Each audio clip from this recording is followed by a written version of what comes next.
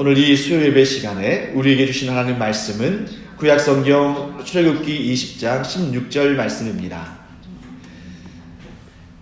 구약성경 출애굽기 20장 16절 말씀 한 구절이죠. 우리 함께 읽도록 하겠습니다. 함께 읽겠습니다.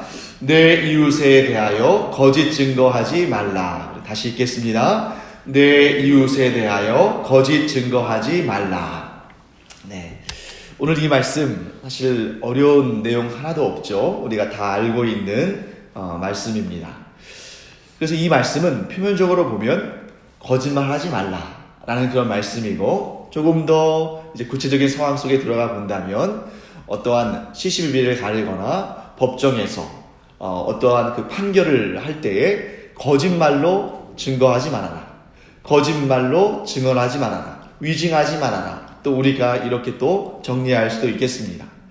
우리가 매번 이 십계명 우리가 함께 살펴보면서 이 내용을 이 교리적으로 어떻게 풀어내면 좋을까 하는 그런 내용들을 살펴보고 있는데, 그래서 제가 이 하이델베르크 교리문답 가운데 이 십계명의 내용들을 어떻게 교리적으로 정리했는지 그 내용들을 우리가 지금 지속적으로 살펴보고 있습니다.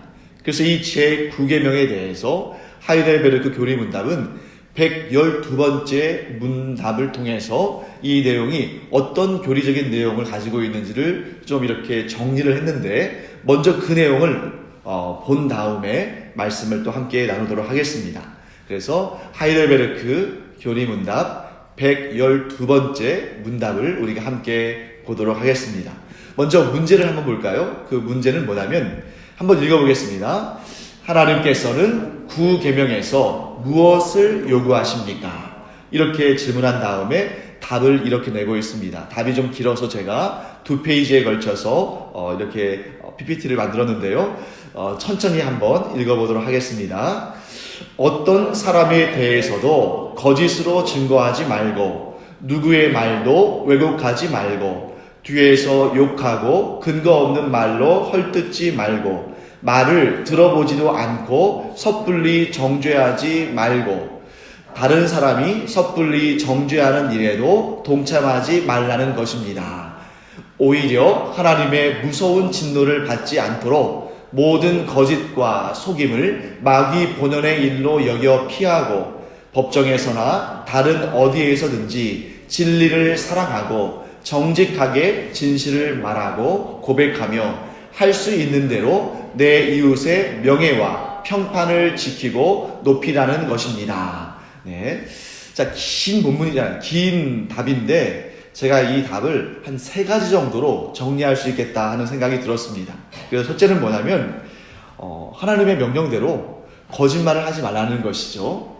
그 다음에 두 번째는 이런 법정이나 시시비비를 가리는 현장에서 자기 자신에게 좀 불이익이 있을 만한 상황이라 할지라도 거짓 진술하지 말아라 하는 것이 두 번째고요. 마지막 세 번째는 그냥 단지 거짓말을 하지 않는 그런 정도의 문제가 아니라 적극적인 차원에서 우리의 이웃의 명예와 존엄을 지켜주라, 이렇게 정리할 수 있겠습니다.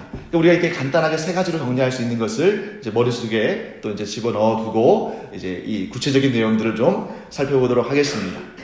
자, 방금 전에 우리가 읽은 이 하이델베르크 교리문답 112문, 그리고 또 그 답을 우리가 보았는데, 그 마지막에 뭐라고 강조하냐면 거짓말하지 않는 것, 거짓 진술하지 않는 것 굉장히 중요한 일이다. 그러나 궁극적인 목적, 이 제9계명의 궁극적인 목적은 이웃의 명예를 지켜주고 높여줘라, 이런 말씀으로 우리가 이 제9계명을 또 해석할 수 있다 하는 것을 이 하이델베르크 교리문답을 통해서 보았습니다. 이처럼 하나님은 명예를 매우 중요하게 여기시는 분입니다. 하나님께서는 이 명예라는 것을 매우 존귀히 여기셔요.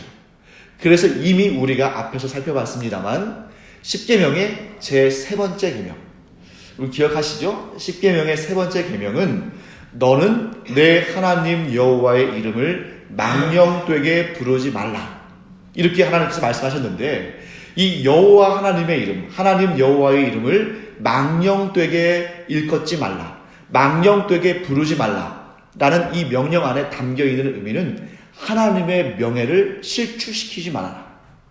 너희가 할 수 있는 한 모든 힘을 다해서 하나님의 명예를 높이고 하나님의 명예를 찬양해라. 이런 명령이 담겨있는 것입니다. 그런데 오늘 이 십계명의 전반부는 하나님과 우리 사이의 관계를 자세히 진술하고 있잖아요. 그래서 우리는 하나님의 명예를 존귀히 여기고 높여드려야 하는 존재이면서 동시에 십계명의 후반부에서는, 즉 십계명의 제5계명부터 10계명까지는 우리와 인간 사이의 관계들을 진술하는데 우리의 이웃의 명예도 우리는 높여야 한다는 것을 이 제9계명을 통해서 우리에게 분명히 말씀하시는 것입니다. 그러니까 이웃에 대해서 거짓 증거하는 것은, 여러분, 이웃을 높이기 위해서 거짓말하는 경우가 얼마나 있을까요? 이웃의 명예를 지켜주기 위해서 거짓 진술하는 경우가 어디에 있을까요? 그러니까 왜 거짓 진술을 합니까? 그러니까 물론 무서워서, 내가 거짓 진술을 하지 않으면 내 목에 칼이 들어올까봐, 혹은 내 이익에 손해가 볼까 봐서, 손해가 있을까 봐서 거짓 진술하는 경우도 없지는 않겠지만, 대부분 이웃에 대해서 거짓 증언하고 거짓 진술하는 것은 상대방에 대해서 그의 명예를 지켜주지 않는 마음이 들어있는 거죠.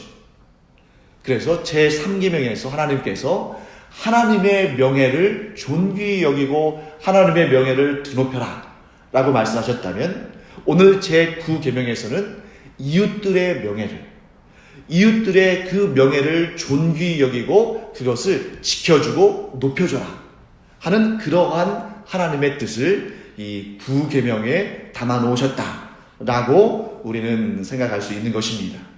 즉 하나님의 명예를 귀히 여기는 자는 그 다음에 나 자신의 명예도 귀히 여깁니다. 그리고 하나님의 명예와 나 자신의 명예를 귀히 여기는 자는 이웃의 명예도 귀히 여기는 것입니다. 그래서 예수님께서 이렇게 말씀하셨죠.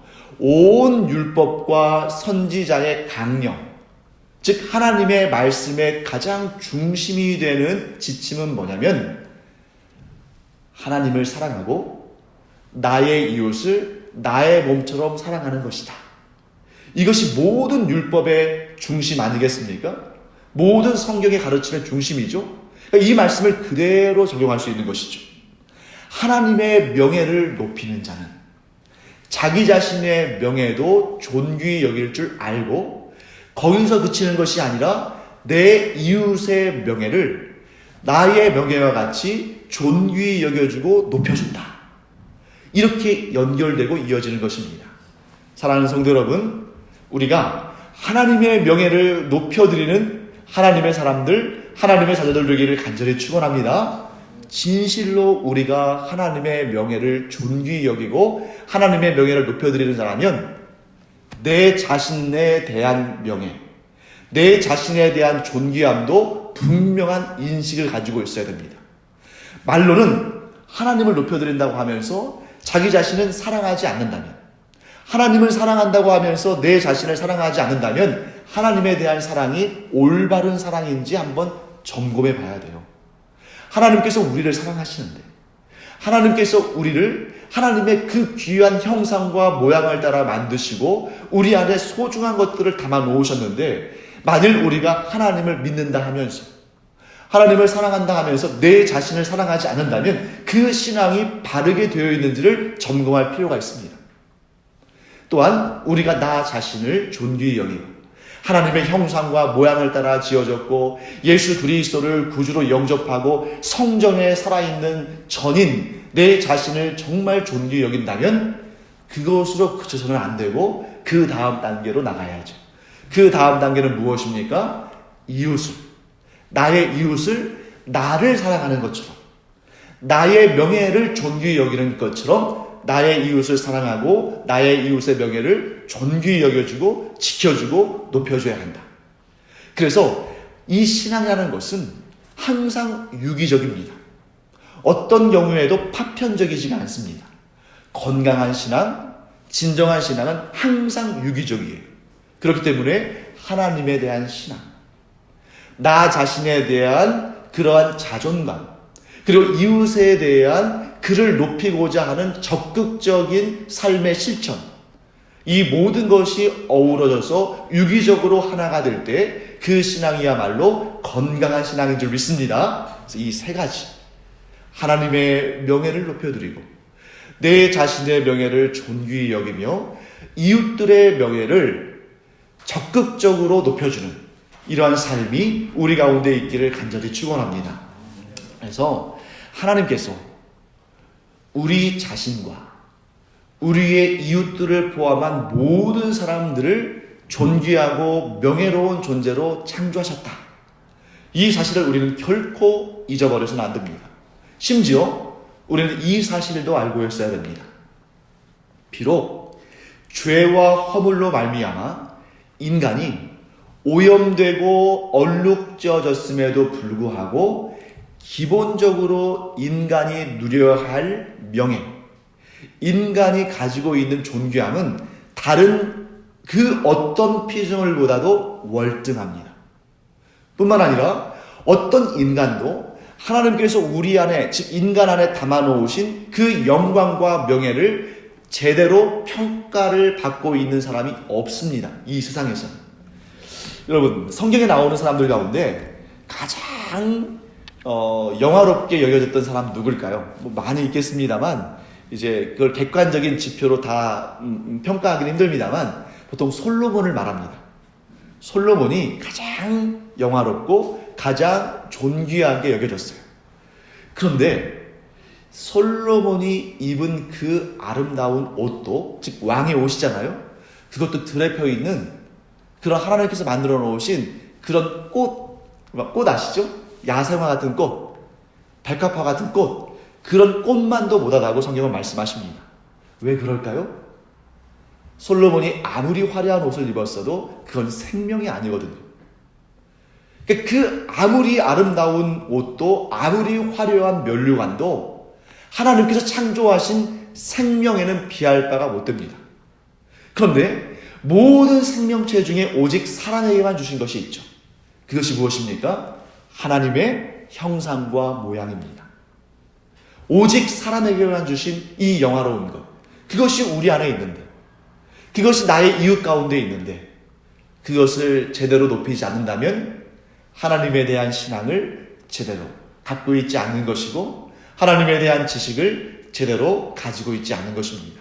반대로 우리가 하나님에 대한 지식을 제대로 가지고 있고 또 하나님께서 창조하신 우리 자신과 인간 존재에 대한 정확한 지식을 가지고 있다면 우리는 이웃에 대해서 감히 함부로 할 수 없을 겁니다. 왜요? 그 존재가 얼마나 존귀한 존재인지, 그 존재가 얼마나 아름다운 존재인지, 그 존재가 하나님께서 얼마나 귀하게 여기시는 존재인지를 우리가 정말 100분의 1, 1000분의 1 맛만 본다 할지라도 내가 이웃에 대해서 함부로 해서는 안 되겠구나 하는 마음을 우리가 갖게 될 겁니다. 그래서 제가 이 설교를 준비하면서도 그래, 나도 이렇게 참 존귀한 존재지만 나의 가족들, 또 나의 동역자들, 또 우리 성도들, 우리 이웃들 얼마나 존귀한 자들인가. 정말 더 잘해줘야겠다.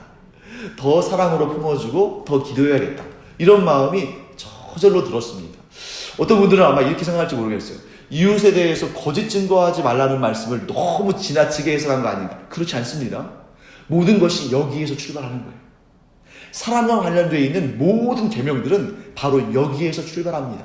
그것이 무엇입니까? 하나님께서 인간을 얼마나 존귀한 존재로 만드셨는지, 얼마나 복된 존재로 만드셨는지, 비록 죄와 허물이 있지만 그럼에도 불구하고 그 본질이 얼마나 귀한 것인지, 그러니까 우리가 이 사실을 알면 알수록 예수 그리스도께서 얼마나 필요한 존재인지를 알게 됩니다. 이 죄와 허물로부터 우리를 건져내서 그 본연의 아름답고 귀한 모습을 회복시킬 수 있는 유일한 분이 예수님이라는 거예요.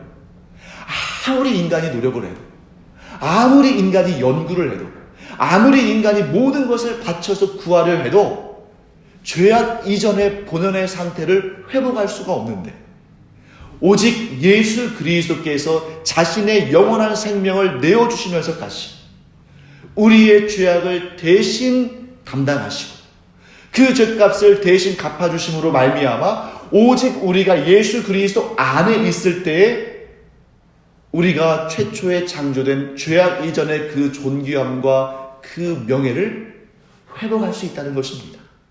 이것이 바로 우리가 예수님이 필요한 가장 중요한 이유인 것이죠. 그런데 여러분, 이 세상에 사는 어떠한 사람도, 아니 이 인류 역사상 가장 큰 명성과 힘과 권력을 가진 사람도 그 자신의 힘과 능력으로 하나님께서 우리 안에 두신 이 명예와 존귀함을 제대로 맛본 사람이 없다는 거죠. 제대로 평가받은 사람이 없다는 겁니다. 그래서 저는 이 말씀 묵상하면서 아까 솔로몬 말씀드렸잖아요. 솔로몬이 아니라 사실 여러분, 솔로몬은 세계 역사상 그렇게 유명한, 물론 그 근처, 그 시대의 그 근처 나라들에서는 그렇게 좀 유명한 왕이었겠습니다만 세계 인류의 역사상 그렇게 손가락 안에 꼽히는 사람은 아니었어요. 세계 인류 역사상 손꼽히는 대단한 제국의 황제들, 예를 들면 로마의 황제, 칭기스칸, 이런 사람들, 역사상 5손가락 안에 드는 권력자들조차도 그러니까 그 사람들이 얼마나 많은 부하들을 두고 얼마나 주변 나라들에서 많이 또 조공을 바치고 그 사람 앞에서 얼마나 사람들이 땅에 엎드려서 정말 부복하고 그랬겠습니까? 그럼에도 불구하고 그 영광으로도 그 권세로도 하나님께서 우리 안에 담아놓으신 가장 미약한 영광의 그 발 뒤꿈치도 따라갈 수 없다 하는 것을 우리는 알아야 됩니다. 자, 그렇다면 여러분, 우리는 제9계명에 대해서 다시 한번 그 내용이 무엇인지를 제대로 알아야 합니다. 우리는 단지 이웃에 대해서 거짓 증거하지 아니하고 법정에서 위증하지 아니하고 이 정도의 단순한 것으로, 단순한 일로 제9계명을 이해하면 떳떳할 수 있어요.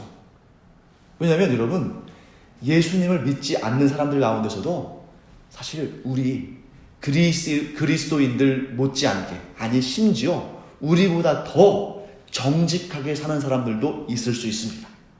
그러니까 평생 집안에 이렇게 딱 가훈을 만들어 놓고 정직 해가지고 우리 가문에서는 결코 목에 칼이 들어와도 거짓말하지 않는다, 이렇게 정말 정직을 최고의 가치로 여기는 사람들도 얼마든지 있어요.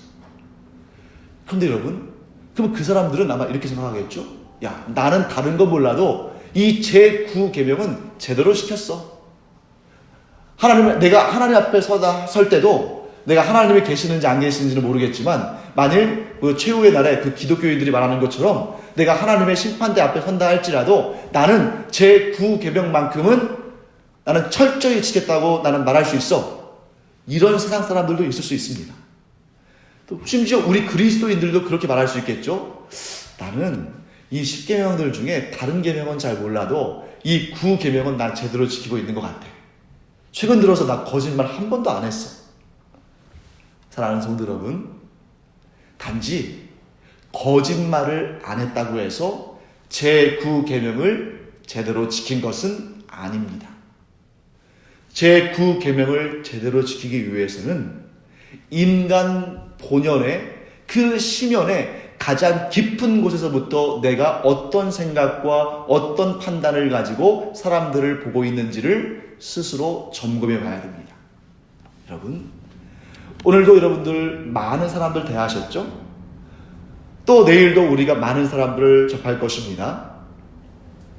정말 우리가 그 한 사람 한 사람을 얼마나 존귀하게 여길 수 있는지, 정말 내 자신을 바라보는, 내 자신을 사랑하는, 내 자신을 존귀히 여기는 그런 마음으로 그들을 바라볼 수 있는지, 그에 대한 말을 할 때 정말 내 모든 것을 내어주면서 그가 잘되고 복되기를 바라면서 말할 수 있는지, 그에 대한 어떤 결정을 할 때 그에 대한 어떤 생각을 품을 때 정말 하나님 앞에서 부끄러움 없이 그를 사랑하고 그를 존귀히 여기는 그런 생각과 결정을 할 수 있는지, 그런 본연의, 그런 심연의 문제까지 들여다보면 우리는 하나님 앞에 두려울 수밖에 없습니다. 왜요? 우리가 그렇지 못하거든요. 제가 그렇지 못한 부분들이 있기 때문에 저도 제가 그렇지 못하다고 분명히 말할 수 있습니다. 그런데 저뿐만 아니라 모든 사람들이 나는 온전히 사랑으로 대하고 온전히 성실과 진리로 대한다고 말할 수가 없습니다. 왜 그럴까요? 우리 안에 죄성이 있기 때문입니다. 여러분, 이 세상을 살아가는 그 누구도, 이 세상을 살아가는 그 어떤 사람도 죄성이 없다고 말할 수 있는 사람은 아무도 없습니다. 물론 나 죄 없어, 나는 죄성이 없어 라고 말하는 사람이 있을 수 있지만 그는 진정한 그리스도인이 아닌 것입니다. 우리가 하나님을 알면 알수록, 우리가 예수 그리스도를 알면 알수록, 우리가 성령님이 우리 안에서 정직한 심령으로 우리 자신을 보게 하시면 할수록 우리는 고백할 수밖에 없습니다. 무엇을요? 나는 죄성이 있는 사람입니다. 그래서 내가 순간적으로 아주 순식간에 지나가는 그 생각의 편린에서도 그저 별 생각 없이 내뱉는 그 말 한마디 한마디에도, 우리가 무의식적으로 행하는 것 같은 그런 행동거지 하나에도 우리의 죄성은 묻어있고 담겨있고 심지어 지배하고 있습니다. 이런 그렇지 않다고 말한다면 우리는 예수님을 믿는 신앙이 제대로 되어 있는지 스스로 점검해 봐야 됩니다. 어떤 사람도 죄성이 없다는 거죠. 그 대표적인 경우가 오늘 이제 이 거짓 증언하지 말라라는 이 말씀 가운데 우리가 분명히 발견할 수 있습니다. 법정에서 진술을 할 때 생각을 아주 단순하게 해서 있는 사실 그대로만 말하면 된다 라고 생각하지만 그 자리에, 증인의 자리에 서서 정말 있는 사실 그대로 객관적으로 말할 수 있는 사람은 아무도 없습니다.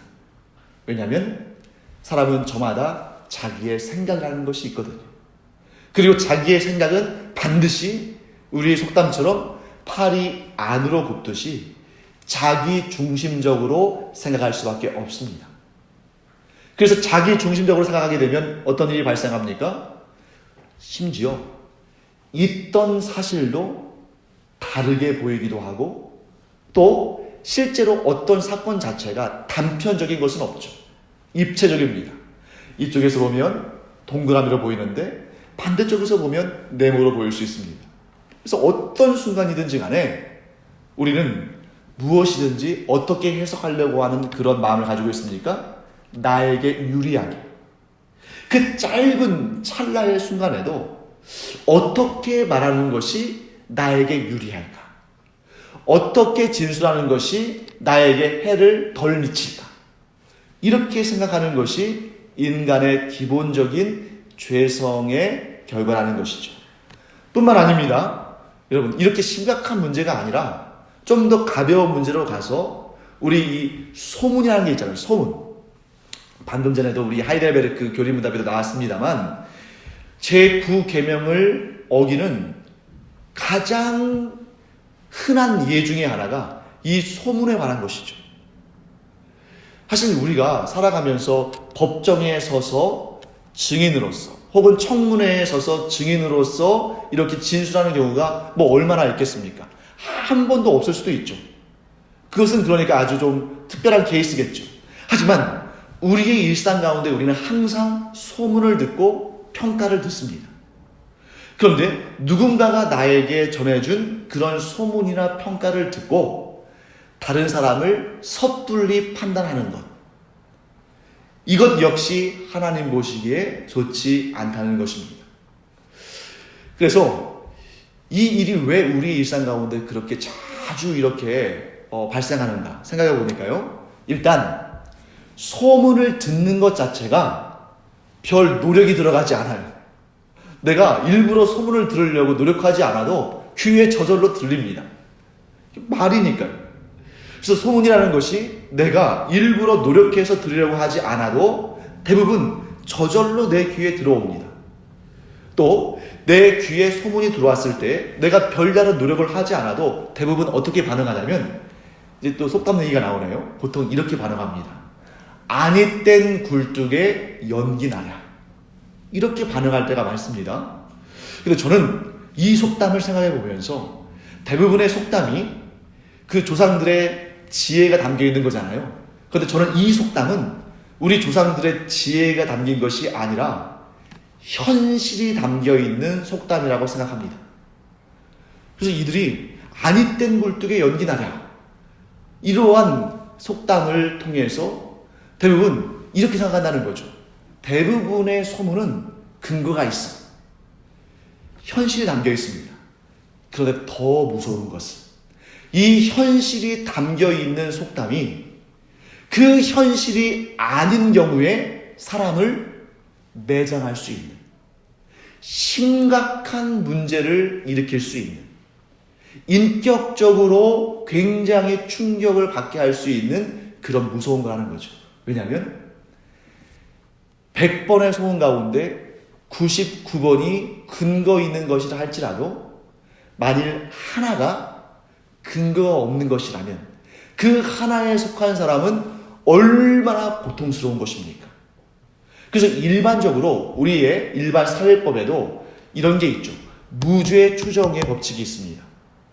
일단 이것이 유죄로 판결되기 전까지는 아무리 그런 정황 증거들이 있다 할지라도 무죄로 일단 여겨줘야 되는 거죠. 그런데 이런 법칙이 이 교회 공동체 안에서 또 우리의 이 주변 우리 이웃들 사이에서 지켜져야 되는데 지켜지지 않을 뿐만 아니라 오히려 좋지 않은 쪽으로 몰고 가는 그런 경우들도 있다는 것은 참 안타까운 것입니다. 그래서 여러분, 우리가 그러면 이런 일들을 어떻게 극복할 수 있을까? 그것을 우리가 한번 생각해 봐야 됩니다. 자, 거짓말을 하지 않고, 이런 소문을 통해서 이웃에 대해서 섣불리 판단하지 않고, 또 우리의 이웃들의 명예를 높여줄 수 있는 이 방법은 무엇일까? 여러분, 정말 이런 문제들이 결코 쉽지 않다는 것을 우리는 잘 압니다. 그럼에도 불구하고 정답은 항상 하나로 모여지는 거죠. 하나로 모여집니다. 우리가 다 알고 있는 답이에요. 그것은 뭐냐면 우리는 이 일에 있어서도 예수 그리스도를 의지할 수밖에 없다는 것입니다. 왜 그러냐면 이번에는 예수님의 방식을 한번 생각해 보겠습니다. 예수님께서 온갖 중상과 모략을 받으셨는데 그것을 끌어안으시고 십자가에 달려 죽으셨습니다. 그런데 그 일을 행하실 때에 그 안에 예수 그리스도의 십자가 안에는 예수님께서 십자가에 달려 죽으실 때에는 이 땅에 존재하지도 않았던 우리들까지 그 안에 예수님께서 끌어안으시고 십자가를 지신 것입니다. 그 십자가 안에서 이웃을 향해 악한 마음, 거짓 증거하는 마음, 이웃에 대해서 거짓말하는 마음, 또 이웃의 명예를 높여주지 않는 그 불의한 마음들, 우리의 그 마음들을 모두 그 십자가 안에서 예수님께서 끌어안으시고 우리의 죄값을 대신 갚기 위해서 십자가를 지신 것입니다. 그렇다면 우리는 분명한 사실을 알아야 됩니다. 예수님의 그 보혈 안에는 우리가 지은 과거의 죄와 지금 현재에 우리가 짓고 있는 죄와 미래에 지은 모든 죄까지도 예수님은 용서하시는 은총을 우리에게 베푸셨다는 거예요. 그럼 여러분, 예수 그리스도를 우리가 믿을 때에 자, 예수님을 내가 지금 믿었으니까 이 믿은 시점 이전의 모든 죄는 예수님께서 사하셨어. 그러면 앞으로의 짓는 모든 죄는 이제 내 책임이야. 이게 아니라는 거예요. 예수님은 시간과 공간을 초월하신 하나님이시기 때문에 그 십자가의 죄 용서의 사역을 이루실 때에 우리의 과거와 현재와 미래의 모든 죄들을 사하시는 능력의 역사를 이루셨습니다. 그렇기 때문에 여러분, 우리는 이런 모든 죄악으로부터 자유함을 얻었어요. 그때 이런 놀라운 은총 앞에 사람들은 보통 두 가지로 반응을 합니다. 첫째, 이런 반응이 있어요. 내가 예수 그리스도의 놀라운 은혜로 죄 사함을 받았으니 이제부터는 내 마음대로 살아도 된다. 왜냐하면 내가 어떤 일을 행해도 이제는 더 이상 그 어떤 일도 죄로 여겨지지 않는다. 이렇게 반응하는 사람이 있습니다. 야, 설마 누가 그렇게 반응하며 살까? 라는 생각이 들 수도 있습니다만 정말 그런 사람들이 우리가 생각하는 것보다 훨씬 많습니다. 아니, 남몰래 그냥 속으로만 그렇게 생각하는 것이 아니라 직접 공식적인 교리로 그렇게 가르치는 이단 집단들이 있습니다. 우리가 흔히 알고 있는 구원파라는 그런 이단 종파가 있잖아요. 구원파가 이렇게 가르치죠. 누구든지 예수 그리스도를 구주로 영접한 그 순간에 그에게 있는 모든 죄는 다 사함받았기 때문에 그 순간 이후로 행하는 모든 일은 어떤 것도 죄가 되지 않는다 라고 얘기하는 것입니다. 사랑하는 성도 여러분, 물론 그들의 주장을 딱 겉으로 보면 정말 맞는 말 같은 거예요. 예수 그리스도를 구주로 영접한 그 순간 모든 죄를 사함받았습니다. 복음 중에 복음이죠. 문제는 뭐냐면 그 다음입니다.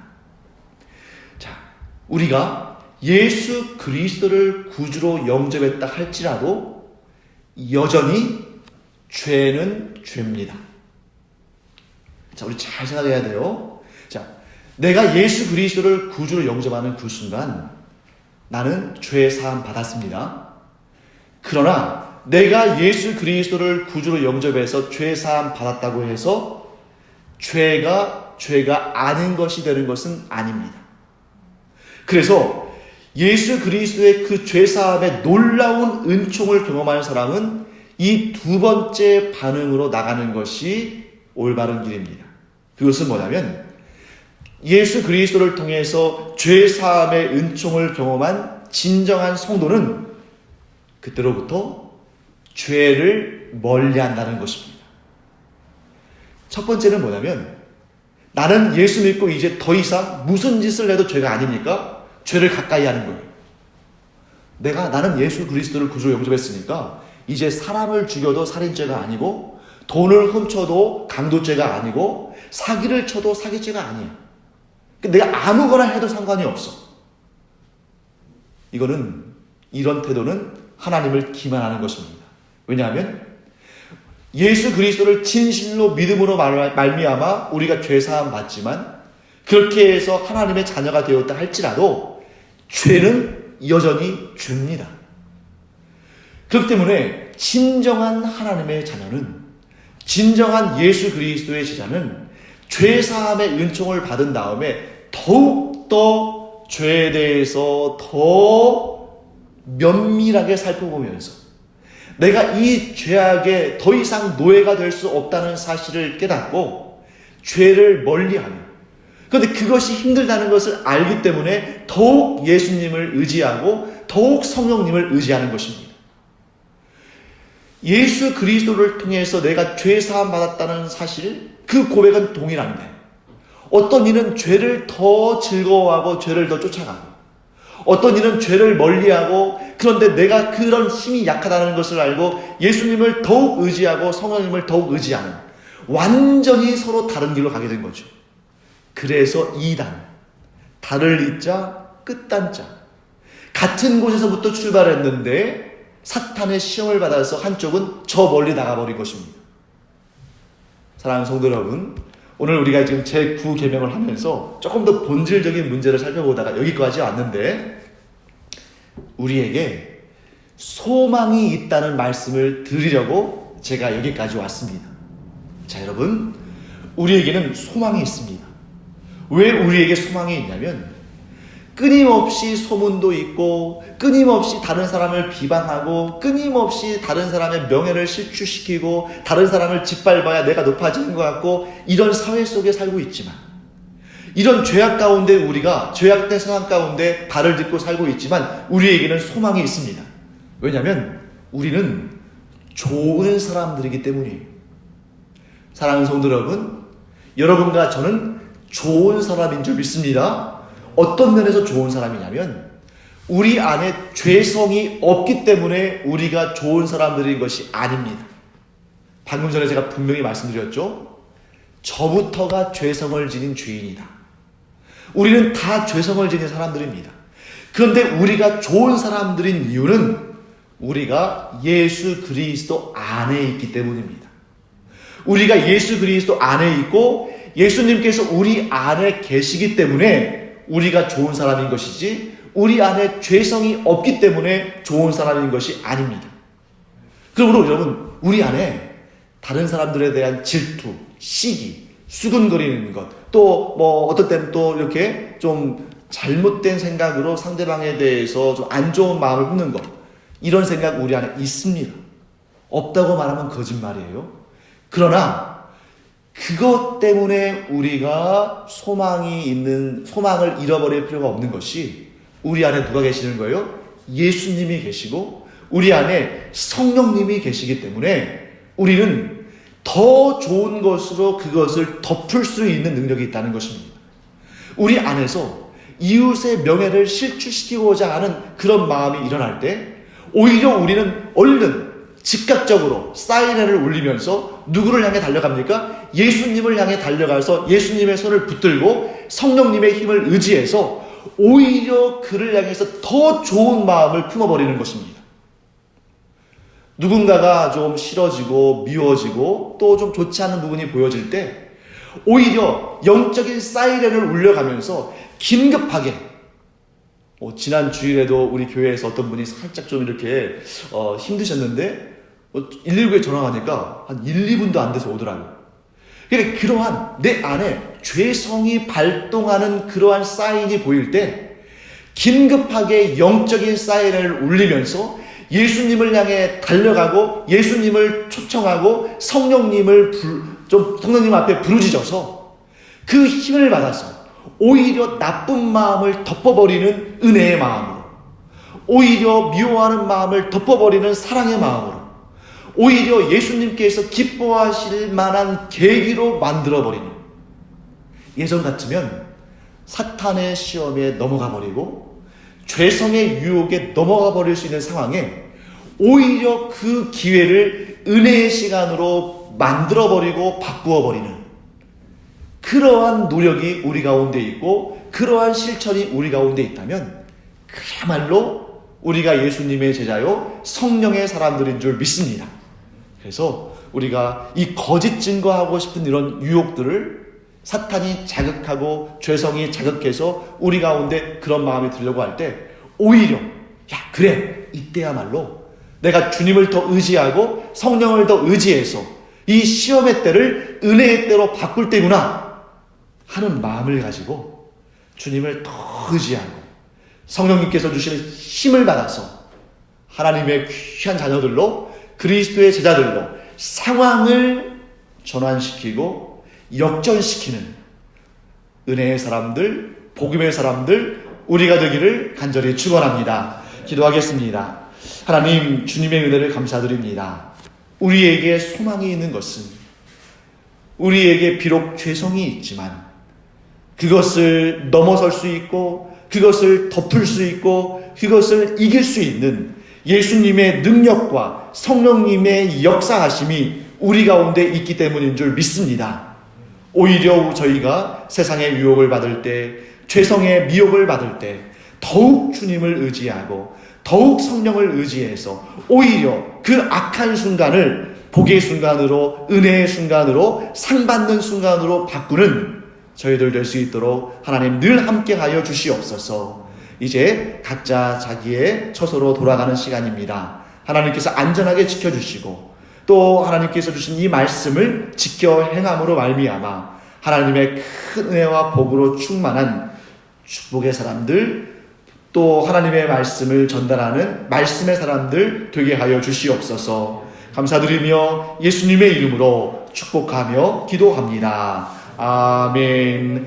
지금은 우리 주 예수 그리스도의 은혜와 하나님 아버지의 무한하신 사랑과 성령의 감동, 감화, 위로, 교통하심이 이 시간 비록 죄성이 있지만 예수 그리스도께서 우리 안에 계심으로 내가 주님과 함께 성령의 도우심과 함께 승리하며 살겠노라고 마음에 각오하고 결심하는 주님의 사랑하시는 자녀들 위해 이제로부터 영원토록 함께 있을지어다.